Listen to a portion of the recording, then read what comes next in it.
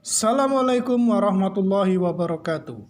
Melanjutkan materi sebelumnya tentang teori masuknya agama Hindu di Indonesia.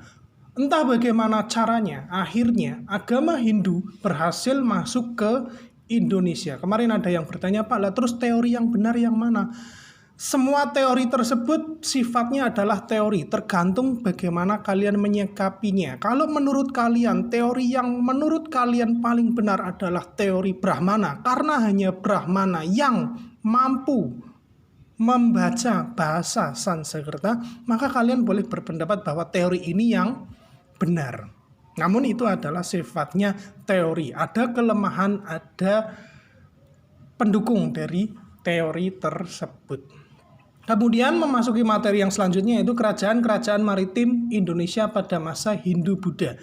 Kerajaan yang pertama kali berdiri di Indonesia menurut catatan sejarah yaitu Kerajaan Kutai Kertanegara. Kerajaan Kutai Kertanegara adalah kerajaan tertua di Indonesia. Kemudian Kerajaan Kutai adalah kerajaan yang bercorak Hindu. Selanjutnya yaitu sebuah wilayah yang pertama kali menggunakan sistem kerajaan, sistem kasta, hukum terstruktur, seni realis di Indonesia. Jadi sebelumnya wilayah Indonesia belum menggunakan sistem kerajaan, sistem kasta, hukumnya bersifat tradisional atau hukum adat, kemudian seninya belum berkembang seperti saat ini atau seni realis. Kemudian selanjutnya perekonomian Kerajaan Kutai Kertanegara berpusat di pertanian dan perdagangan. Mari kita lihat, ini adalah peta dari wilayah kekuasaan Kerajaan Kutai. Yang bergambar kuning ini adalah wilayah kekuasaan dari Kerajaan Kutai Kertanegara. Lebih tepatnya lagi, silakan dilihat yang berada di kotak merah ini adalah lokasi tepatnya Kerajaan Kutai Kertanegara, berada di Pulau Kalimantan. Diperbesar lagi, lebih jelas lagi yang ini. Pusatnya adalah berada di sini, Kutai Lama. Ini adalah perpindahan wilayah kekuasaannya yang mencakup luas dari Kerajaan Kutai Kertanegara. Sedangkan Kerajaan Kutai Martadipura ini adalah Kerajaan Kutai Islam. Jangan keliru ketika kalian melihat Kerajaan Kutai, peta di internet maupun di sumber manapun, ada dua pusat Kerajaan Kutai. Ini adalah Kutai Hindu, sedangkan ini adalah Kutai Islam. Kerajaan Kutai Kertanegara memiliki 7 buah prasasti. Dari 7 buah prasasti tersebut dapat diketahui tentang adanya Kerajaan Kutai Kertanegara. Ini adalah gambar dari prasasti Yupa. Prasasti Yupa atau disebut juga dengan prasasti Tugu. Ini adalah hasil akulturasi antara budaya Indonesia dengan budaya Hindu. Di Hindu tidak ada yang namanya prasasti Tugu seperti ini, tidak ada. Ini hanya ada di Indonesia. Akulturasi antara budaya zaman Megalitikum. Kemudian kehidupan politik dari prasasti yang tertuang di Kerajaan Kutai Kertanegara diketahui salah satunya menceritakan tentang kehidupan politik dari Kerajaan Kutai Kertanegara. Ini adalah bahasa Sanskerta.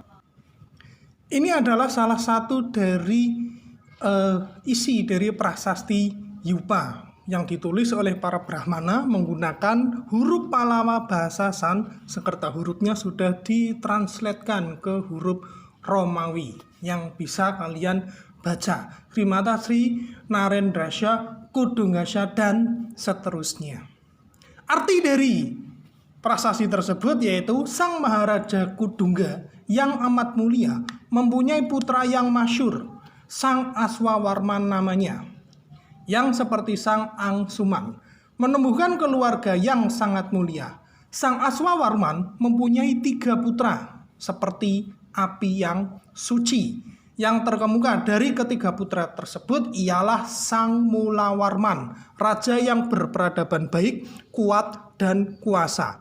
Sang Mulawarman telah mengadakan kenduri atau selamatan dalam bentuk emas yang amat banyak. Untuk peringatan kenduri itulah Tugu Batu ini didirikan oleh para Brahmana. Dari prasasti tersebut dapat diketahui tentang raja-raja yang pernah memerintah di suatu kerajaan. Kesimpulan dari isi prasasti tersebut di bidang politik tentunya, karena kita akan bahas di bidang politik terlebih dahulu. Yang pertama yaitu kerajaan tersebut adalah kerajaan yang bercorak agama Hindu, di mana kehidupan keagamaan agama Hindu belum pernah tercatat sebelumnya, di mana masyarakat sebelumnya masih menganut kepercayaan animisme, dinamisme. Adanya corak Hindu di dalam suatu wilayah menandakan bahwa masyarakatnya memiliki kemiripan dengan sistem pemerintahan yang ada di India, yaitu berbentuk kerajaan. Karena berbentuk kerajaan, di dalam prasasti tersebut menceritakan tentang beberapa raja. Raja yang pertama yaitu Raja Kudungga. Kemudian Kudungga memiliki anak, namanya adalah Aswawarman. Aswawarman memiliki putra 3. Dari putra 3 tersebut yang termasyhur adalah Mulawarman. Nah, pada masa Mulawarman ini, berdasarkan prasasti tersebut, Mulawarman mengadakan acara kenduri selamatan dengan memberikan emas dalam jumlah banyak. Kemudian untuk memperingati peristiwa tersebut, maka dibangunlah tugu tersebut untuk memperingati peristiwa yang dilakukan oleh Mulawarman. Jadi berdasarkan prasasti tersebut dapat diketahui bahwa wilayah tersebut memiliki pemimpin. Pemimpin pertamanya yaitu Kudungga. Kemudian dilanjutkan oleh anak Kudungga yaitu Aswawarman. Kemudian dilanjutkan selanjutnya yaitu oleh Mulawarman. Pada masa Mulawarman mengadakan acara kenduri atau selamatan. Kudungga ini dalam bahasa Sanskerta ini tidak ditemukan artinya. Jadi tidak memiliki makna apapun di dalam bahasa Sanskerta. Oleh para ahli memperkirakan bahwa Kudungga adalah nama asli penduduk wilayah Kalimantan pada saat itu. Kemudian karena Kudungga sudah terpengaruh oleh agama Hindu, maka Kudungga memberikan nama kepada anaknya memiliki unsur Hindu yaitu Aswawarman. Begitu juga dilanjutkan oleh Aswawarman selanjutnya yaitu Mulawarman. Aswawarman ini dianggap sebagai Wangsa Kerta atau pendiri keluarga raja atau pendiri dinasti. Dari ketujuh buah prasasti hampir semuanya menceritakan tentang Mulawarman. Maka dari itu banyak para ahli yang menyimpulkan bahwa puncak kejayaan kerajaan Kutai Kertanegara berada pada masa pemerintahan Mulawarman.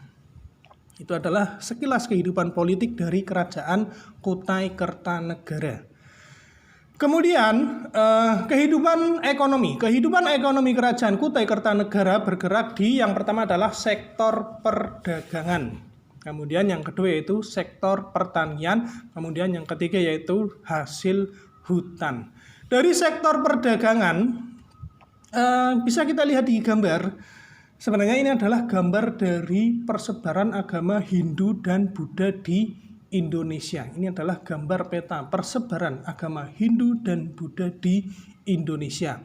Dari persebaran ini dapat diketahui bahwa wilayah kerajaan Kutai ini berada di berinteraksi dengan wilayah-wilayah lain, ya kan? Kerajaan Kutai sendiri sebenarnya berada di jalur perdagangan dunia. Jika kalian lihat jalur perdagangan dunia Islam itu akan melewati jalur wilayah Sumatera kemudian melewati atas Pulau Kalimantan. Namun di masa kerajaan Hindu diperkirakan jalur perdagangan dunia melewati wilayah Kalimantan. Kemudian sampai ke Cina. Dari India ke Cina melewati jalur laut. Karena berada di jalur perdagangan dunia, maka wilayah Kutai berpotensi untuk melakukan transaksi perdagangan dengan kerajaan-kerajaan atau wilayah-wilayah lain. Kemudian hasil utama dari perdagangan Kerajaan Kutai Kertanegara yaitu hasil hutan. Hasil hutan yang paling populer diperdagangkan oleh Kerajaan Kutai yaitu kayu gaharu. Kayu gaharu bahkan sampai saat ini masih memiliki nilai jual yang sangat tinggi. Masih banyak sebagian masyarakat Kalimantan yang bermata pencaharian sebagai pencari kayu gaharu. Di sektor pertanian, Kerajaan Kutai Kertanegara ada salah satu sumber yang menceritakan, sumber dari Cina, sumber dari Tiongkok, menceritakan bahwa wilayah Kerajaan Kutai Kertanegara disebut sebagai wilayah yang memiliki hamparan emas yang sangat luas. Hamparan emas ini oleh para ahli diperkirakan bukan emas dalam arti sebenarnya, namun emas dalam arti tertentu. Diterjemahkan emas tersebut adalah padi. Padi ketika dalam keadaan menguning terlihat seperti emas, hamparan emas yang sangat luas. Oleh para ahli ditafsirkan bahwa Kerajaan Kutai Kertanegara juga bergerak di sektor pertanian, yaitu memproduksi padi atau beras. Kemudian ada prasasti yang lain, langsung silahkan lihat terjemahannya. Sang Mulawarman, Raja yang mulia dan terkemuka, telah memberi sedekah 20.000 ekor sapi kepada para Brahmana, bertempat di tempat yang sangat suci bernama Waprakeswara. Dari informasi ini, 20.000 ekor sapi itu adalah jumlah yang sangat banyak sekali, ya kan?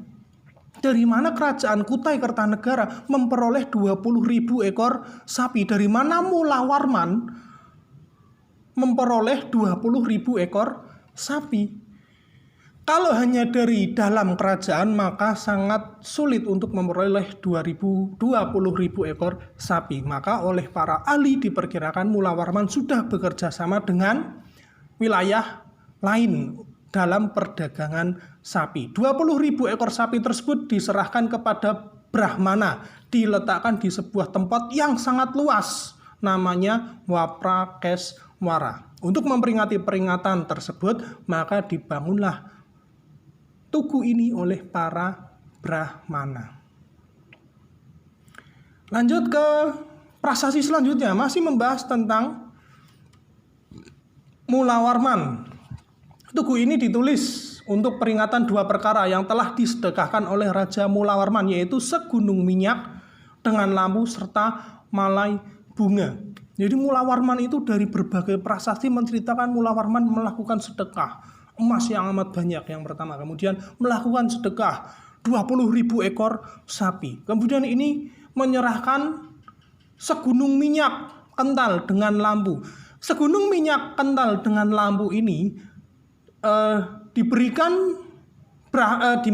Mulawarman kepada rakyat Kutai, tujuannya yaitu untuk membuat penerangan Kutai di malam hari. Para pedagang-pedagang yang datang di kerajaan Kutai ternyata semakin lama semakin banyak. Para pedagang-pedagang ini tidak datang hanya pada waktu siang hari, bahkan malam hari pun masih banyak pedagang-pedagang yang singgah di kerajaan Kutai. Maka untuk memberikan kenyamanan kepada para pedagang, memberikan keamanan, tempat yang terang kepada para pedagang dan masyarakat, Mulawarman memberikan sedekah berupa minyak beserta lampunya. Jadi kerajaan Kutai aktif 24 jam dalam sektor perdagangan. Ini menyebabkan kerajaan Kutai menjadi wilayah yang sangat kaya. Dilanjutkan oleh prasasti Yupa yang selanjutnya, prasasti Tugu yang selanjutnya, masih Mulawarman memberikan sedekah. Terus Mulawarman memberikan sedekah, hampir 7 buah prasasti semuanya menceritakan sedekah yang dilakukan oleh Mulawarman. Dari sini dapat diketahui bahwa kerajaan Kutai pada masa pemerintahan Mulawarman mengalami puncak kejayaannya. Itulah sekilas tentang kerajaan Kutai Kertanegara. Kemudian selanjutnya yaitu kerajaan Sriwijaya. Kerajaan Sriwijaya merupakan nama asli Pulau Sumatera sebagaimana tercatat dalam sumber-sumber sejarah dan cerita-cerita rakyat adalah Pulau Emas yang bertahun-tahun menetap di Sriwijaya pada abad ke-7. Menyebut Pulau Sumatera dengan nama Cincau yang berarti negeri emas. Dalam berbagai prasasti, Pulau Sumatera disebut dengan nama Swarna Dwipa atau Pulau Emas, atau Swarna Bumi atau Tanah Emas.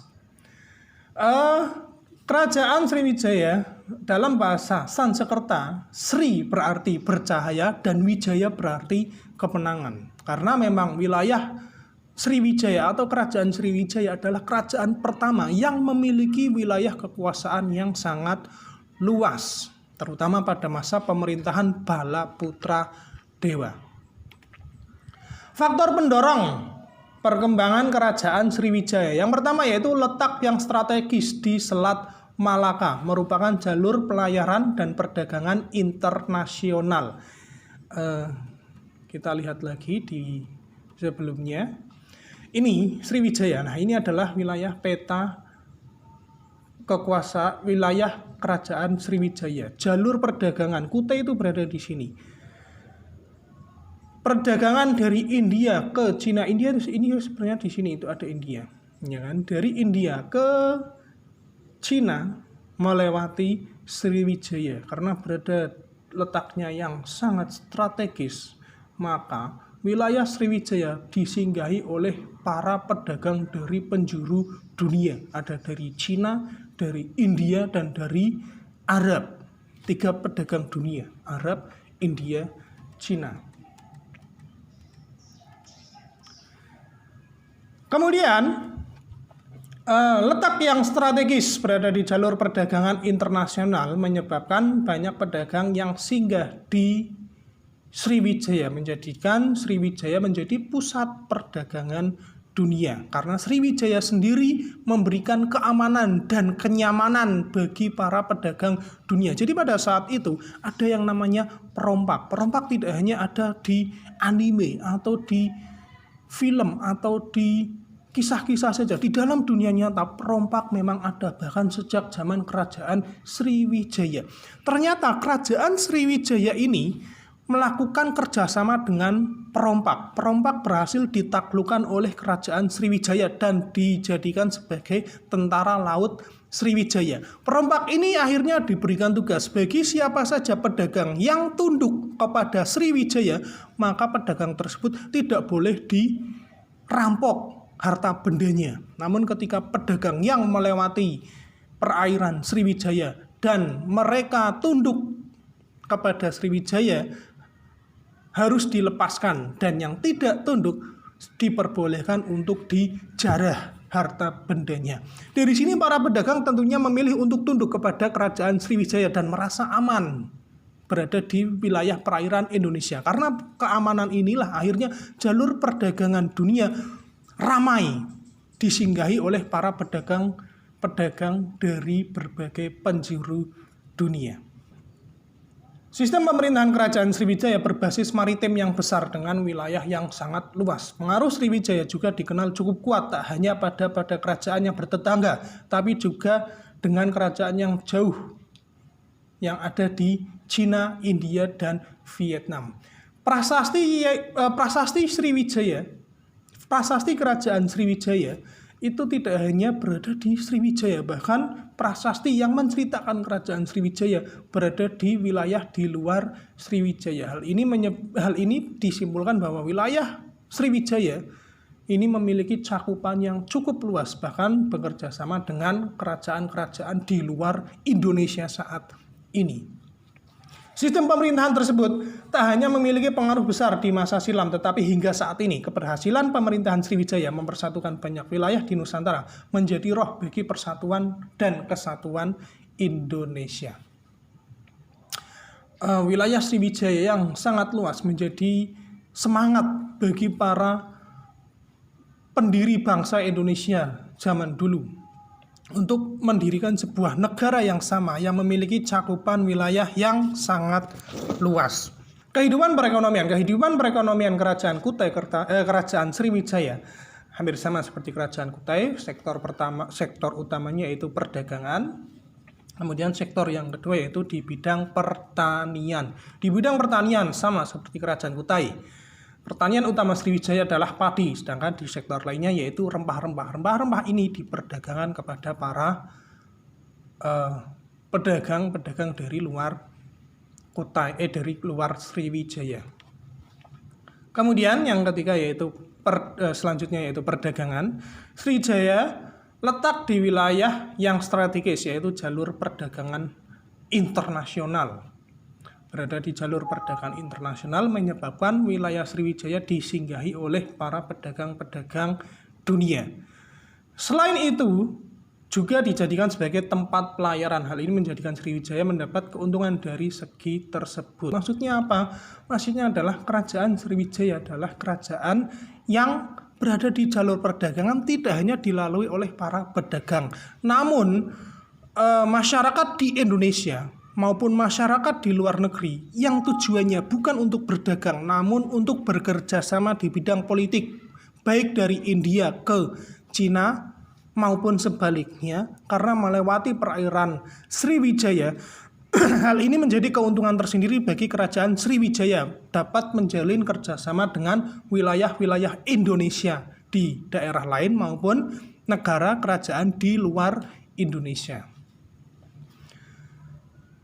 Selanjutnya yaitu Sriwijaya menjadi pengendali jalur perdagangan antara India dan Tiongkok. Dalam jalur perdagangan antara India sampai Tiongkok, kerajaan Sriwijaya adalah satu-satunya kerajaan terbesar dengan armada militer terkuat pada saat itu. Karena menjadi kerajaan yang terkuat, maka wilayah perdagangan dunia pada saat itu dikendalikan oleh Sriwijaya. Hal ini memberikan keuntungan tersendiri bagi kerajaan Sriwijaya. Hal yang dijadikan perdagangan antara lain yaitu kapur barus, kayu gaharu, cengkeh, pala, dan lain-lain. Ini adalah hasil produksi dan hasil alam dari kerajaan Sriwijaya yang memang pada saat itu kapur barus, kayu gaharu, dan cengkeh pala untuk masyarakat wilayah Asia ini adalah bahan yang dianggap sangat penting. Tidak seperti masyarakat Eropa yang memperdagangkan rempah-rempah, karena rempah-rempah di Eropa sedikit. Namun untuk masyarakat Asia, kayu gaharu dianggap sebagai perdagangan yang memiliki nilai jual yang sangat tinggi, bahkan sampai saat ini.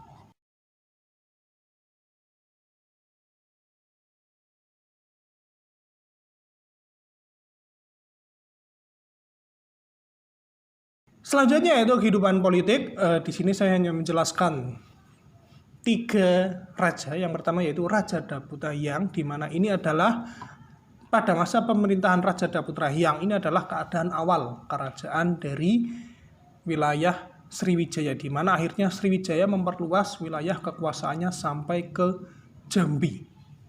Kemudian pada masa pemerintahan selanjutnya itu Raja Balaputra Dewa. Raja Balaputra Dewa ini sebenarnya pelarian dari Jawa. Kemudian di Sriwijaya yang memerintah pada saat itu adalah kakek dari Balaputra Dewa.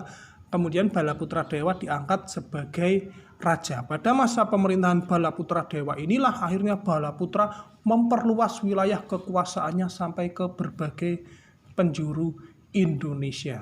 Jawa akhirnya berada di bawah kekuasaan Sriwijaya pada saat pemerintahan Balaputra Dewa. Jawa bagian barat tentunya. Untuk Jawa bagian tengah, pada masa pemerintahan Balaputra Dewa, kerajaan Mataram sulit untuk ditaklukkan. Kemudian pemerintahan selanjutnya pada Sri Sanggarama Wijaya Tunggawarman. Pada masa pemerintahan inilah kerajaan Sriwijaya mulai mengalami awal kemundurannya karena diserang oleh kerajaan-kerajaan lain. Kerajaan lain ini menyerang wilayah Sriwijaya, tentunya mereka ingin menguasai jalur perdagangan Sriwijaya. Meskipun tidak berhasil meruntuhkan kerajaan Sriwijaya, namun akhirnya kerajaan Sriwijaya ini mengalami kemunduran, dimulai dari dipindahkannya pusat pemerintahan yang awalnya pusat pemerintahannya di pesisir, kemudian dipindahkan di pedalaman. Inilah yang memicu mundurnya kerajaan Sriwijaya. Kemudian kehidupan sosial. Dalam kehidupan sosial, Kerajaan Sriwijaya itu sebagai pusat studi agama Buddha di dunia nomor 2. Nomor satunya jelas yaitu India, karena India adalah tempat lahirnya agama Buddha. Diketahui pusat studi agama Buddha nomor 2 di dunia yaitu adanya pendeta Yixing yang belajar kepada pendeta dari Kerajaan Sriwijaya yaitu Sakyakirta. Pada saat itu berlaku hukum. Siapapun yang ingin belajar agama Buddha tidak boleh langsung ke India sebagai pusat studinya. Mereka harus singgah di Sriwijaya terlebih dahulu. Yixing adalah pendeta tertinggi agama Buddha di Tiongkok pada saat itu. Ingin memperdalam agama Buddha. Namun tidak boleh langsung ke India, harus singgah ke Sriwijaya terlebih dahulu. Kurang lebih sekitar 3 bulan. Ada sumber lain yang menyebutkan sampai 3 tahun. Kemudian selanjutnya itu budaya India yang masuk berupa penggunaan nama khas India, adat istiadat dan juga agama Hindu dan Buddha. Meskipun kerajaan Sriwijaya adalah kerajaan yang bercorak agama Buddha. Meskipun kerajaan Sriwijaya adalah kerajaan yang bercorak agama Buddha, namun unsur-unsur India tidak hanya muncul pada agama Buddha saja, namun unsur Hindu juga ada di kerajaan Sriwijaya. Kemudian kerajaan Sriwijaya berada di jalur perdagangan dunia, menjadi pusat berkumpulnya masyarakat dari berbagai dunia. Ada masyarakat dari kelompok agama Hindu, Buddha, dan Islam. Ada masyarakat dari India, Cina, dan Arab atau wilayah Mesir. Kemudian bahasa yang digunakan oleh masyarakat pada saat itu di Sriwijaya, bahasa internasionalnya adalah bahasa Melayu kuno. Jadi orang India, orang Tiongkok, orang Arab ketika melakukan perdagangan di Sriwijaya maupun sebaliknya, mereka menggunakan bahasa Melayu kuno. Ternyata bahasa Melayu kuno tidak hanya digunakan pada kehidupan sehari-hari, namun juga digunakan untuk menulis prasasti. Prasasti di kerajaan Sriwijaya ditulis menggunakan huruf Pallawa bahasa Melayu kuno. Dari berbagai prasasti di kerajaan Sriwijaya ada 4 prasasti yang berisi kutukan. Karena wilayah Sriwijaya yang sangat luas, maka untuk mengatur masyarakatnya dibuatlah sebuah prasasti. Di dalam prasasti tersebut isinya adalah kutukan untuk mengatur kehidupan sosial masyarakat kerajaan Sriwijaya. Di antara berbagai prasasti yang ada di Sriwijaya itu ada prasasti Kota Kapur. Ini adalah bahasa Melayu kuno. Langsung ke terjemahannya saja, ya kan? Banyak sekali kalau harus dibaca, kalau harus saya bacakan. Di sini ada, saya lingkari saja. Bagian kutukannya misalkan adalah ini adalah bagian mati terkena kutuk. Pada bagian ini yaitu menceritakan tentang siapapun yang melanggar perintah atau tidak tunduk kepada raja, maka akan terkena kutukan sampai meninggal dunia. Itulah sekilas tentang kerajaan Sriwijaya. Selanjutnya yaitu kerajaan Singosari. Kerajaan Singosari adalah kerajaan bercorak maritim. Kerajaan Singosari, ada berbagai sumber yang menceritakan tentang kerajaan Singosari. Ada berbagai sumber yang menceritakan tentang kerajaan Singosari. Ada menurut kitab Pararaton, kemudian ada kitab dari Negara Kertagama. Dari kitab-kitab tersebut menceritakan tentang kerajaan Singosari, meskipun di dalam kitab tersebut tidak menyebutkan tokoh dengan nama yang sama. Namun tokoh-tokoh tersebut diperkirakan adalah nama lain dari pemimpin-pemimpin yang pernah berkuasa di Singosari.